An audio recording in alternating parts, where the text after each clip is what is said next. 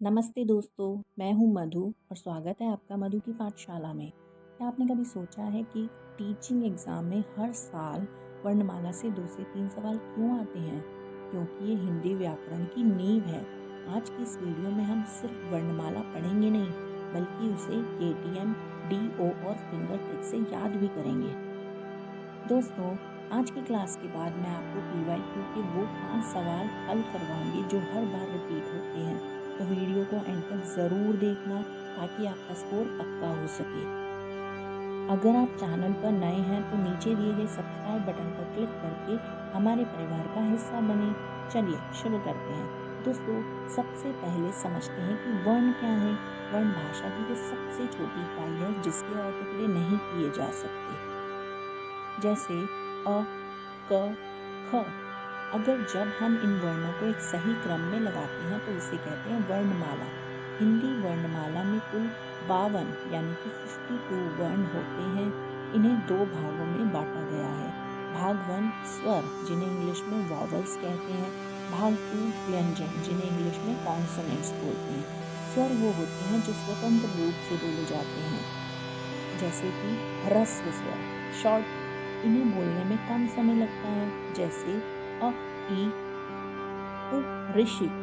दीर्घ स्वर, इन्हें बोलने में ह्रस्व स्वर से दुगना समय लगता है, जैसे आ, ई, उ, ए, अ, औ। प्लुत स्वर, इन्हें बोलने में सबसे ज़्यादा समय लगता है, जैसे हम बोलते हैं ओम। याद रखिए, अंग और अह को अयोगवाह कहा जाता है। ये ना पूरे तरह से व्यंजन होते हैं और ना ही पूरी तरह से स्वर होते हैं। दोस्तों, क्या आप जानते हैं कि वर्णमाला के अघोष वर्णों को याद रखने के लिए आपको किसी किताब को ज़रूरत नहीं है पढ़ने की, बस एक छोटी सी कहानी याद रखिए। जैसे लाइन में खड़ा पहला और दूसरा बच्चा हमेशा सबसे ज़्यादा शोर करता है और सावधान रहता है, वैसे ही हर वर्ग के 2 अक्षर, पहले 2 अक्षर जैसे कि फर्स्ट और टू हमारे अघोष कहलाते हैं। उदाहरण के लिए क वर्ग में क और ख, च वर्ग में च और छ, ट वर्ग में ट और ठ। अब आते हैं सबसे इम्पोर्टेंट हिस्से पर, जहाँ से सवाल बनते हैं। व्यंजन, इसे याद करने के लिए एक नाम याद रखिए, केटीएम, डीओ। ये मैंने वीडियो की शुरू में भी नाम लिया था। तो के मीन्स कंठ, के वर्ग जैसे कि क, ख, ग, घ, अड़। क वर्ग की बात कर रहे हैं, इनका उच्चारण गले से होता है। आप खुद बोलकर देखिए, क, ख, ग, घ, अड़। ठीक है। अब दूसरे नंबर पर आते हैं टी। टी मीन्स तालव्य, च वर्ग जैसे कि च, छ, ज, झ, ञ। जीभ ऊपर तालु को छूती है। अब आप खुद प्रोनाउंस करके देखिए, च, छ, ज, झ, य। अब बारी है मूर्धन्य वर्ग की। इसमें आते हैं ट वर्ग पे। ट वर्ग जीभ थोड़ा मुड़कर ऊपर टकराती है, जैसे कि ट वर्ग कौन से हो गए, ट, ठ, ड, ढ, ण। ठीक है। अब हम मेरे साथ बोलिए, ट, ठ, ड, ढ, ड़। इसमें क्या हो रहा है, जीभ मुड़ रही है, मुड़ के ऊपर की तरफ टकरा रही है।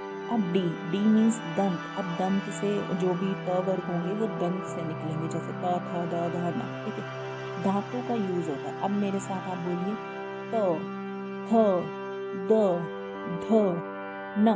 ठीक है। अब आते हैं ओ। ओ मीन्स ओष्ठ। प वर्ग। प वर्ग देखिए, प, फ, ब, भ, म, य, र, ल, व, श। प, फ, ब, भ, म, है ना। तो अब आप देखिए, ओष्ठ यूज हो रहा है।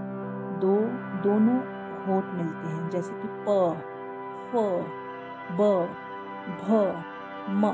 ठीक है। आप देख रहे हैं, आप मेरे साथ प्रोनाउंस करेंगे, प्रैक्टिस करेंगे तो आपको भी पता चलेगा कि ये किस तरह से यूज हो रहा है। अब बात करते हैं अल्प प्राण और महाप्राण की। अपना हाथ मुंह के सामने रखिए अपना हाथ मुंह के सामने। अब आप देखिए, अल्पप्राण। अल्पप्राण का मतलब होता है जिन्हें बोलने से कम हवा निकले। वर्ग का फर्स्ट, थर्ड और फिफ्थ अक्षर, जैसे कि अब आप ना अपना हाथ जैसे मुंह के आगे रख के बोलिए, क। ठीक है। फर्स्ट क हो गया, फिर है ग और अड़। ठीक है। आप क्या कर रहे हैं, अपना हाथ मुंह के आगे रख के बोल रहे हैं। मैं भी बोल के रख रही हूँ, इसलिए मेरी आवाज़ ऐसे हो गई है। तो आप भी बोलिए मेरे साथ साथ प्रैक्टिस कीजिए। ठीक है। अब महाप्राण की बात करते हैं, जिन्हें बोलने में ज़्यादा हवा निकले। वर्ग का, जैसे कि वर्ग की बात करें, सेकंड और फोर्थ अक्षर। सेकंड कौन सा है? ख, घ। अब इनमें क्या हो रही है? हवा ज़्यादा निकल रही है। इसी तरह अघोष, जो अभी मैंने आपको बताया कि पहले के 2 अक्षर अघोष हैं, जो आखिरी के 3 अक्षर हैं वो क्या हैं? सघोष। इनको भी याद रखिए। चलिए अब देखते हैं आपने कितना सीखा। आप मुझे कमेंट में बताइए कि प का उच्चारण स्थान क्या है। अब वक्त है प्रैक्टिस सेट का। चलिए देखते हैं आपने कितना सीखा। क्वेश्चन नंबर 1 देखिए, श षटकोण वाला है ये। श का उच्चारण स्थान क्या है? तो आपने ऑप्शंस पढ़ लिए। इसका उत्तर है मूर्धन्य। ठीक है। क्वेश्चन नंबर 2 देखते हैं, स्वर और व्यंजन के बीच की कड़ी किसे कहते हैं? आपने ऑप्शंस देखे। अब आप बताइए कि इसका आंसर क्या हो सकता है, क्योंकि मैंने अभी आपको पूरी थ्योरी समझाई है। ठीक है, तो इसका उत्तर है अयोगवाह।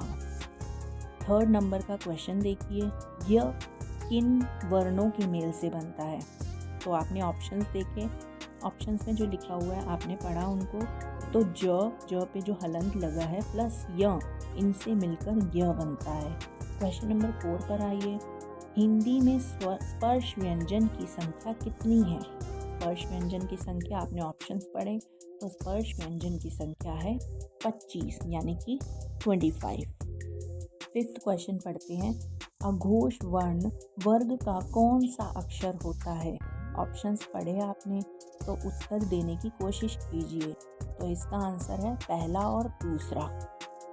ये थे आपके कुछ PYQ मोस्ट इम्पॉर्टेंट, रिपीट हो रहे हैं हर साल, और आप देखिए हर टीचिंग एग्ज़ाम में पूछे जाते हैं।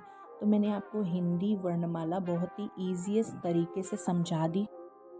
अगर आपको आज की क्लास अच्छी लगी हो तो वीडियो को लाइक करें और अपने दोस्तों के साथ शेयर करें। अपनी मधु की पाठशाला को सब्सक्राइब करना भी ना भूलें।